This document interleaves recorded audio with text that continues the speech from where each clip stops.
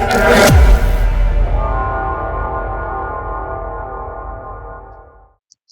Everyone, इस video में हम एटॉमिक स्ट्रक्चर की ब्रशअप करने जा रहे हैं। अगर तुमने ये चैप्टर पहले से पढ़ा हुआ है और फटाफट रिवीजन करना चाहते हो तो ये वीडियो तुम्हारे लिए है। स्टार्ट करने से पहले मैं बता दूं कि अगर तुम शॉर्ट नोट्स बनाना चाहते हो तो तुम यहाँ से आइडिया ले सकते हो, या फिर मैं ये सारी पीडीएफ विषयन एकेडमी के टेलीग्राम चैनल पर डाल देता हूँ। तुम वहां से इसे डाउनलोड कर लेना। और भी ब्रशअप की वीडियो चैनल पे पड़ी हुई है, जिससे तुम किसी भी चैप्टर को विद इन 10 मिनट्स में रिवाइज कर सकते हो। Welcome to Vishayan academy.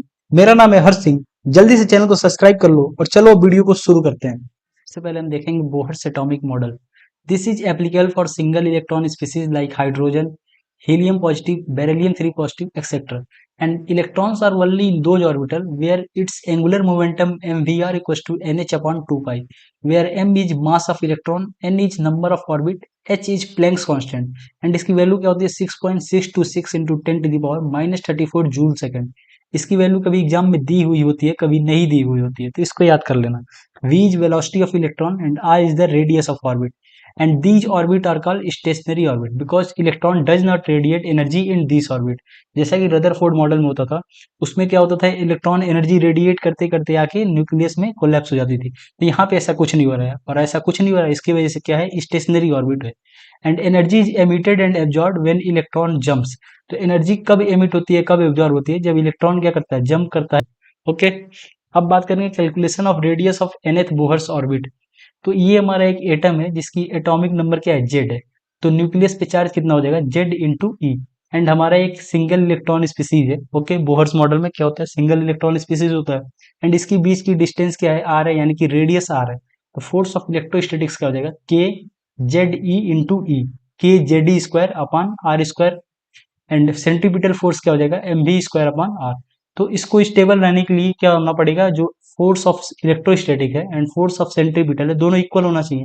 तो जब दोनों इक्वल होगा तो यहाँ से हमको रेडियस आर की वैल्यू क्या पता लग जाएगी, K Z e square upon m v square.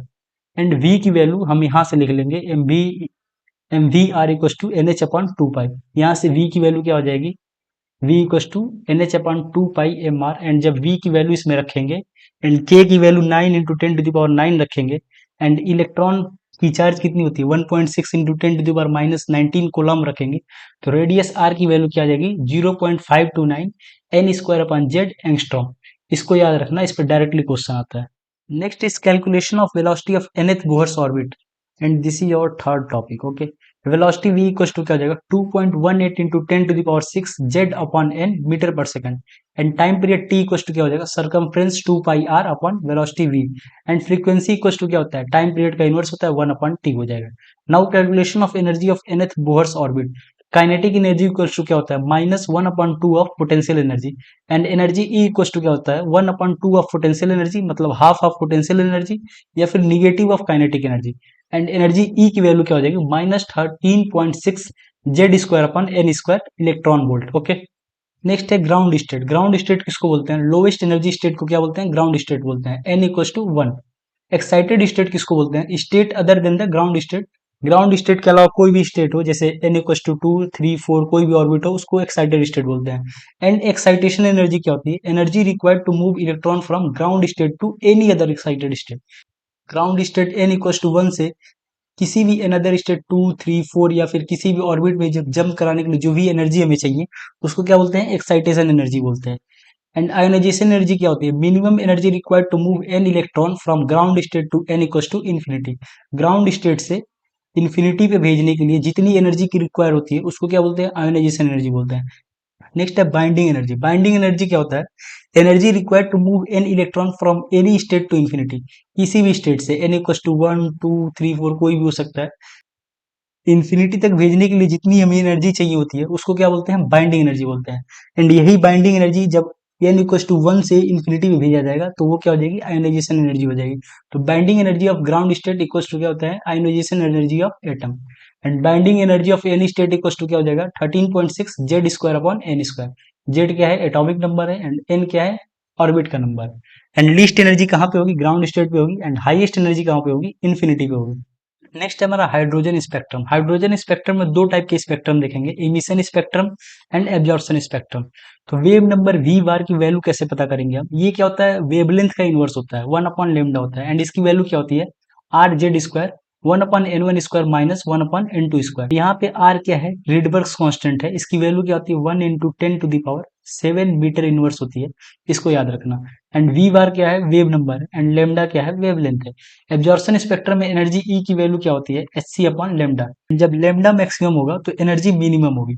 In case of absorption spectrum only Lyman series is possible. Okay, next हमारा number of photons emitted by hydrogen atom when electron jump from any higher state n to ground state, then total number of different photon emitted equals to क्या होता है, n into N minus 1/2 होता है। ये कई बार exam में पूछा गया है, आगे भी आने वाले एग्जाम्स में पूछे जाएंगे। n क्या है, यहाँ पे किस स्टेट से, किस ऑर्बिट से जो इलेक्ट्रॉन है वो कूद रहा है, ठीक है। मान लो n इक्वल्स टू 3 से कूद रहा है इलेक्ट्रॉन, तो यहाँ पे क्या हो जाएगी, इसकी नंबर ऑफ डिफरेंट फोटोन कितने इमिट होंगे, 3 × 3 - 1/2, जिसकी वैल्यू क्या हो जाएगी,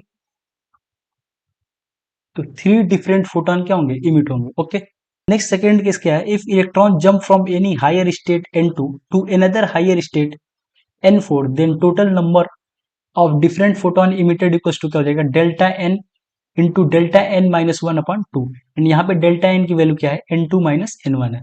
इन case of single isolated atom when electron make transition from any state n to ground state, then maximum number of different photon emitted equals to n-1। Okay, next is Planck's quantum theory. And photons क्या होते हैं, packets of energy होते हैं।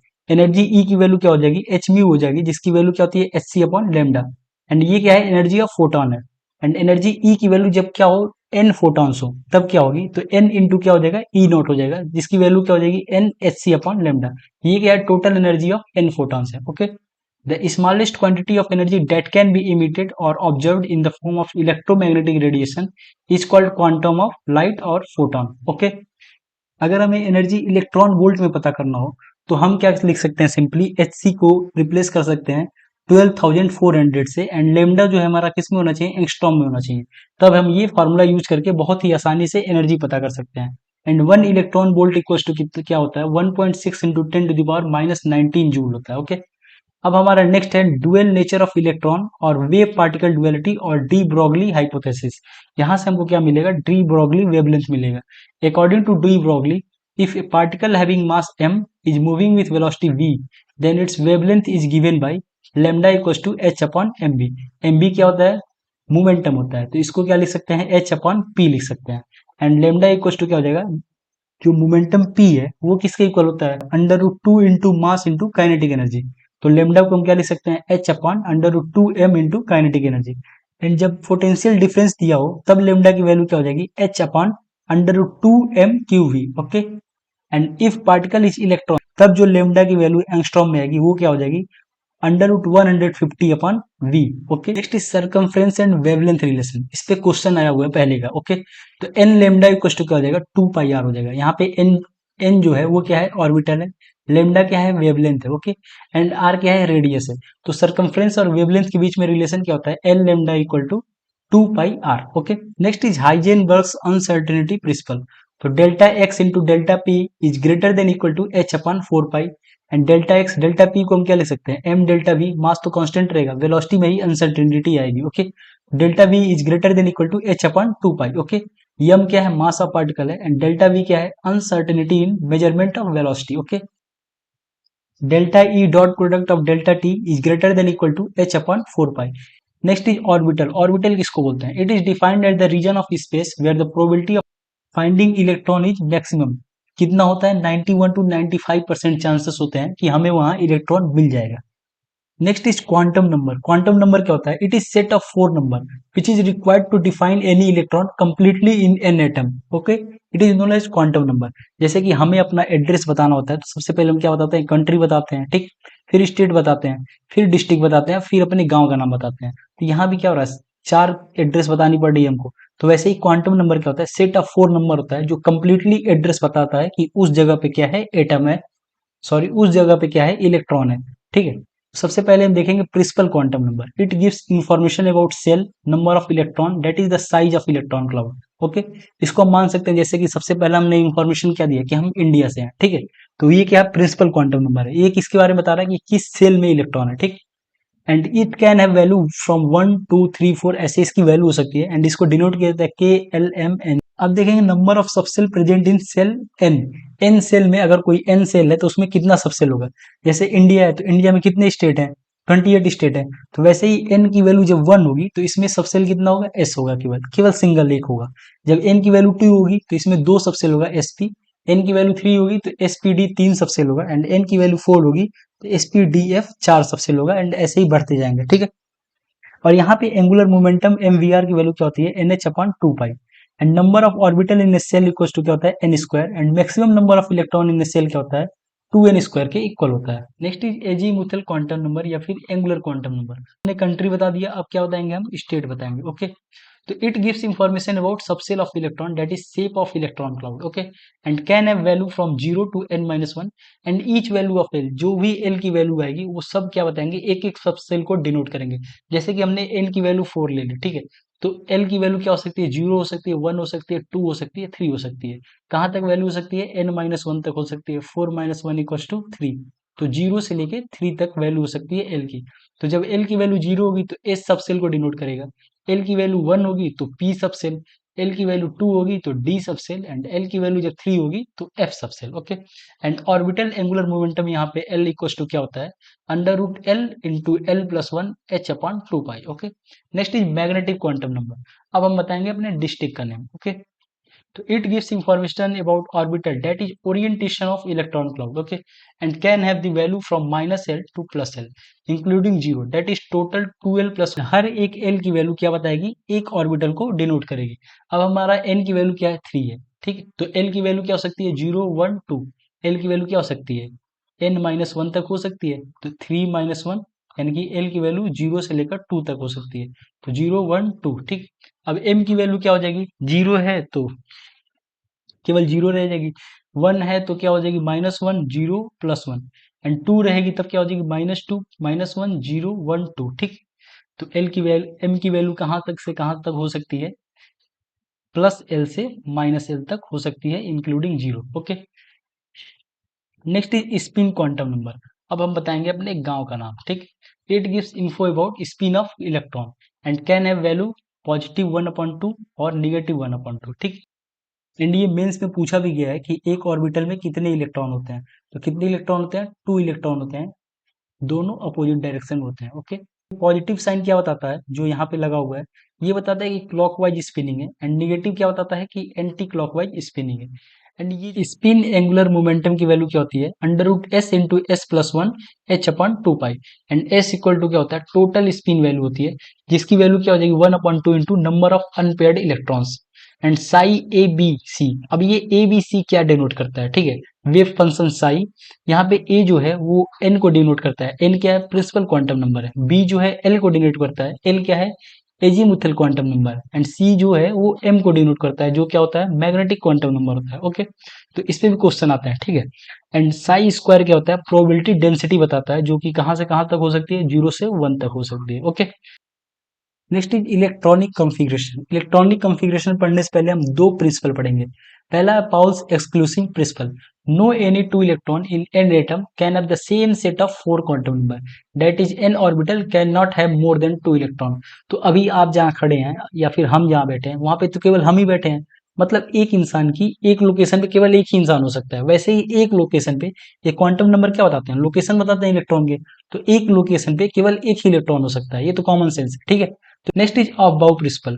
Electrons are filled in various orbital in increasing order of their energy value. That is, n orbital or subset with lower energy is filled first. जिसकी सबसे कम energy होगी उसको सबसे पहले उसमें इलेक्ट्रॉन भरा जाएगा। Energy of subshell is calculated with the help of n+L rule, okay. Next है हमारा n+L रूल, ठीक है, जो n+L रूल की यहाँ बात की है। अब उसको देखेंगे कि कैसे सबसेल का एनर्जी कैलकुलेट करते हैं। तो the subshell with lower value of n+L energy has lower energy. अब जिसकी लो वैल्यू होगी n+L की, उसकी एनर्जी भी लो होगी। जैसे हमने 3D ऑर्बिटल लिया और 4s लिया, तो n की वैल्यू यहाँ पे क्या है, 3 है एंड l की वैल्यू क्या है, 2 है। तो n+L की वैल्यू क्या हो जाएगी, 5 हो जाएगी। यहाँ पे n की वैल्यू 4 है, l की वैल्यू क्या हो जाएगी, 0 हो जाएगी। तो n+L की वैल्यू क्या हो जाएगी, 4 हो जाएगी। तो यहाँ पे जो n+L की वैल्यू 3D की है वो 5 है, तो 3D की एनर्जी क्या हो जाएगी, ज्यादा हो जाएगी। नेक्स्ट केस आता है कि अगर ये दोनों वैल्यू इक्वल हो जाए किसी ऑर्बिट की, तब क्या करेंगे? तो उस कंडीशन में क्या करेंगे, जिसकी एन की वैल्यू ज्यादा होगी, ठीक, जिसकी एन की वैल्यू ज्यादा हो गई उसकी एनर्जी ज्यादा हो जाएगी, ठीक है। तो यहाँ पे क्या हो जाएगा, 4p की एनर्जी ज्यादा हो जाएगी 3D से। Next is nodes. नोड्स क्या होता है, जैसे हमने ऑर्बिटल देखा, ऑर्बिटल क्या होता है, जहां पे probability of finding electrons maximum होती है, वहां पे क्या होता है 91 टू 95% चांसेस होते हैं कि इलेक्ट्रॉन वहां पे मिल जाएगा। अब नोड क्या होता है, वहां पे जहां पे प्रोबेबिलिटी ऑफ फाइंडिंग इलेक्ट्रॉन क्या होता है, जीरो होता है, वहां पे इलेक्ट्रॉन मिलता ही नहीं है, उसको क्या बोलते हैं, नोड्स बोलते हैं। अब दो तरह के नोड्स होते हैं, रेडियल या फिर स्पेरिकल नोड या फिर एंगुलर नोड। तो रेडियल नोड या फिर स्पेरिकल नोड दोनों सेम ही होता है। वो कितना होगा, तो n-l-1 रेडियल या फिर स्पेरिकल नोड पता करना होगा, तो मतलब principal quantum number minus azimuthal quantum number -1 कर देंगे तो हमें रेडियल नोड मिल जाएगी।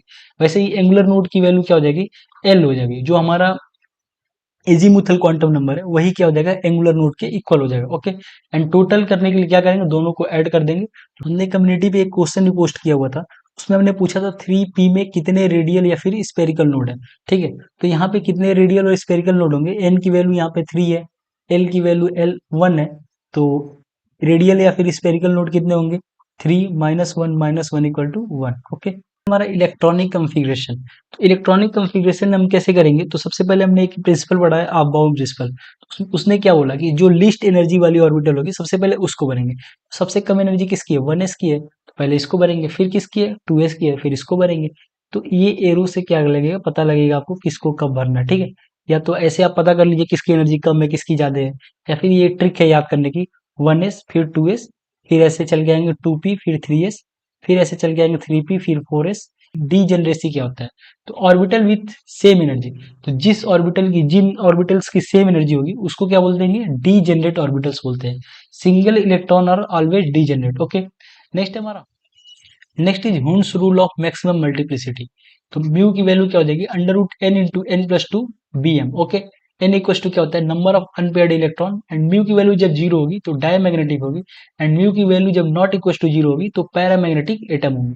इसका शॉर्टकट हम कैसे पता कर सकते हैं, तो अगर हमें म्यू की वैल्यू पता करनी हो तो वो किसके इक्वल हो जाएगा, n.8.9। ओके, n.8.9, जैसे मान लो कि हमारी n की वैल्यू दी हुई है 2, तो हमारी म्यू की वैल्यू अप्रॉक्स आएगी 2.89।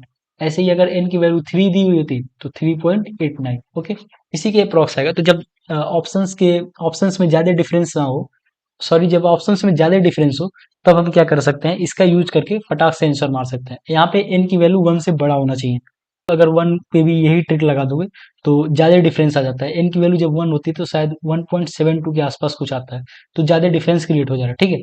तो जब n की वैल्यू 1 से ज्यादा होगी तभी इसको यूज करेंगे। No electron pairing takes place in the orbital until each orbital is occupied by 1 electron with parallel spin. Okay, तो तब तक यहाँ पे पेयरिंग नहीं होगी जब तक जितने सारे ऑर्बिटल हैं सब में एक एक इलेक्ट्रॉन पैरेलल स्पिन में भरे नहीं गए होंगे, ठीक है। उसके बाद यहाँ पे पेयरिंग होना शुरू होगा, जब तक सारे ऑर्बिटल फिल नहीं हो जाएंगे एक एक इलेक्ट्रॉन से पैरेलल स्पिन में, तब तक पेयरिंग नहीं स्टार्ट होगी। एग्जैक्टली हाफ फील्ड, जैसे P3 हो गया, D5 हो गया, F7 हो गया, एंड फुल फील्ड P6 हो गया, D10 हो गया, F14 हो गया, ये कॉन्फ़िगरेशन क्या होते हैं, एक्स्ट्रा स्टेबल होते हैं। ओके, हमने ब्रशअप किया एटॉमिक स्ट्रक्चर का, और भी चैप्टर्स के ब्रशअप इस चैनल पे आने वाले हैं, सो चैनल को सब्सक्राइब कर लो और अपने फ्रेंड्स को भी शेयर करो। एंड हमारे पास केमिकल बॉन्डिंग की बहुत सारी ट्रिक्स हैं जिसकी वजह से तुम्हारी इनऑर्गेनिक आसान हो सकती है। तो अगर तुम्हें केमिकल बॉन्डिंग की भी ब्रशअप चाहिए तो इस वीडियो को शेयर करो और कमेंट करो कि हमें केमिकल बॉन्डिंग की भी ब्रशअप चाहिए।